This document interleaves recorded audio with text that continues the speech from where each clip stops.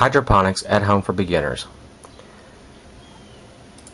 To build a home hydroponic system, you will first need to acquire a storage tote tub. These can be acquired at any Walmart, Kmart, Lowe's, or Home Depot, or anywhere storage items are sold. The most important thing about buying your tote tub is you will need to make sure that it has a smooth, flat top on it. This is very important for applying the net pots to your system. The tote tub that we will be using is an 18-gallon tote. The net pots that I am using for this tote tub are 3.75 inches in width. They will need to be that large at least to plant peppers and or tomatoes, which is what we'll be planting in this hydroponic system. These net pots I acquired on eBay for about $1 a piece for 25 of them plus ship. Also, you will need to acquire 2 aquarium stones. These are 12 inches each. You'll need one. I'm building 2 of these systems together. You'll need one for each bottom of each tote tub. I got these for $4 a piece. The air pump I also acquired on eBay. After paying the shipping, I believe it was $15. It is a dual port system, meaning it has 2 external ports. Here you can see the ports. This is how I was going to lay out the top with the neti pots. They're upside down and arranged in the rows that I want. This is going to be an 11 net pot system. Next, I will use a Sharpie to draw out where the neti pots make contact with the lid, so I'll know where my holes need to be. You'll do this for all the neti pots on the lid. Next, I will take one neti pot and trace an outline on a plain white piece of typing paper. I will do the same to draw an outline of the top. I'll take a pair of scissors and cut out the circle. Now I want to find the dead center of this circle. I'm going to fold it twice. Once half and then another half.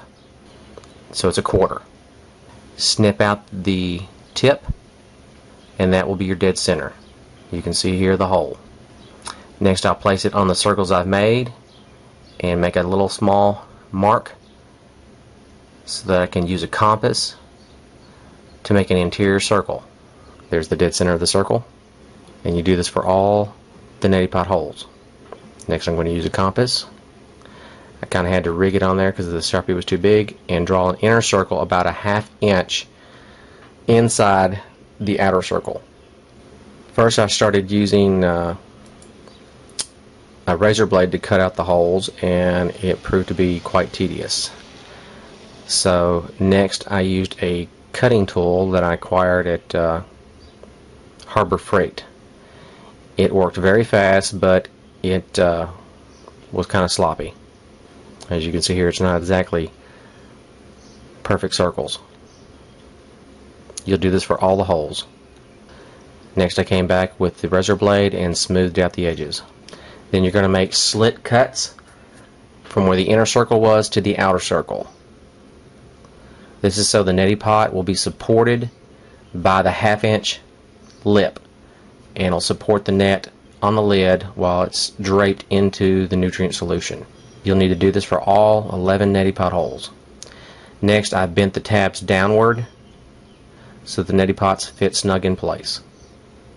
Here you see all 11 neti pots as the way they're going to look in the tote tub. Next, I acquired a shipping pallet and some 1 inch by 8 foot fir strips. I cut them in half to make them all in 4 foot lengths. For a support structure for the plants as they grow. To fill the neti pots, I'm going to use pea gravel that I picked up at Lowe's. This bag here cost $4. Here you can see the support structure that I built using the 1 inch fir strips by 4 foot. And this is how the hydroponics are going to be set on top of it. And this will be out in the yard so we can get sunlight. and as the plants will grow, you can trellis them up onto the support structure. The fertilizer nutrient system that you're going to use is very important. You need to make sure that you get a plant food that has micronutrients. That is very important. Here I'm using Pete's Professional 20-20-20, and it also has the micronutrients because the plants will need all the barium, the iron, sulfates, everything that it's going to need to grow, because you're using the water as the delivery system for the nutrients. Once we got the support structure set in place, we put the tubs on top and we started to fill them up with water from the garden hose. Now, as something I did notice, that as we were filling the tote tubs up, that the sides of the tote tubs started to bulge out.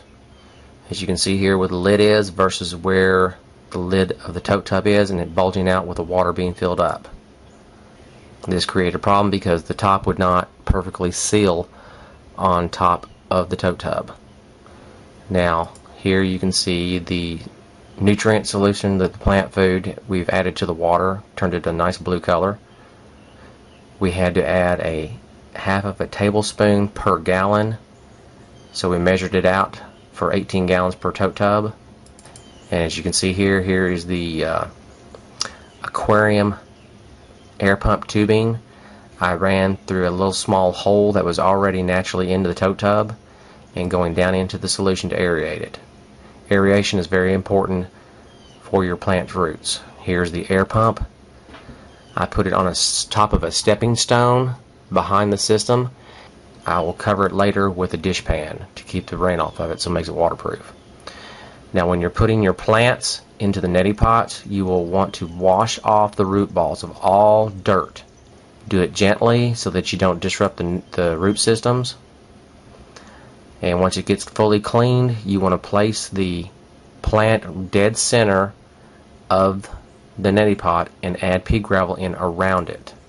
You'll have to do a lot of estimation here. The tote tubs, we solved the problem by using zip ties and a cordless drill.